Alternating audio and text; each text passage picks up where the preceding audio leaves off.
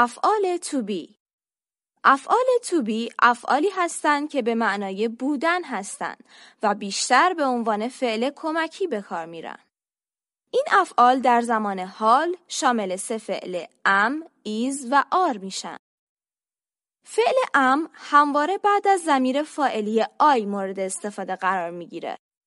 به این مثالا توجه کنید. I am a doctor. من یک دکتر هستم. I am a student. من یک دانش آموز هستم. فعل is همواره بعد از ضمایر فاعلی he، she و it و یا فاعل‌های مفرد سوم شخص به کار میره. به این مثالا توجه کنین. She is a nurse. او یک پرستار است. It is a cat. آن یک گربه است. Ali is a manager. علی یک مدیر است.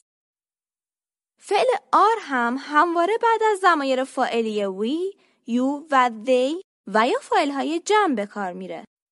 به این مثالا توجه کنین. You are a teacher. تو یک معلم هستی. You are teachers. شما معلم هستید. We are dentists. ما دندان پزشک هستیم. Ali and Sarah are students. علی و سارا دانش آموز هستند. همچنین ما میتونیم فعل to be رو به صورت مخفف به کار ببریم. به این مثالا توجه کنین. I am a student. I'm a student. He is a manager. He's a manager. You are a teacher. You're a teacher. برای سوالی کردن این افعال فقط کافیه جای فعل و فاعل رو عوض کنیم.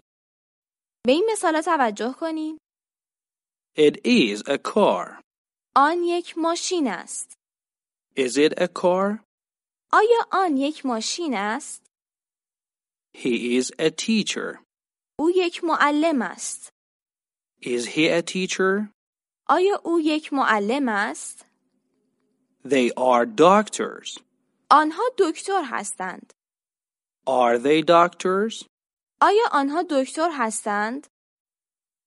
برای منفی کردن این افعال تنها کافیه بعد از اونها not اضافه کنیم. به این مثالا توجه کنیم. I am not a nurse. من یک پرستار نیستم. You are not doctors. شما دکتر نیستید. He is not a student. او یک دانش آموز نیست. همچنین ما میتونیم not رو به صورت مخفف به کار ببریم. به این مثالا توجه کنیم. They are not books. They aren't books. She is not a doctor. She isn't a doctor. توجه داشته باشین که not رو نمیتونیم با فعل to be am به صورت مخفف به کار ببریم.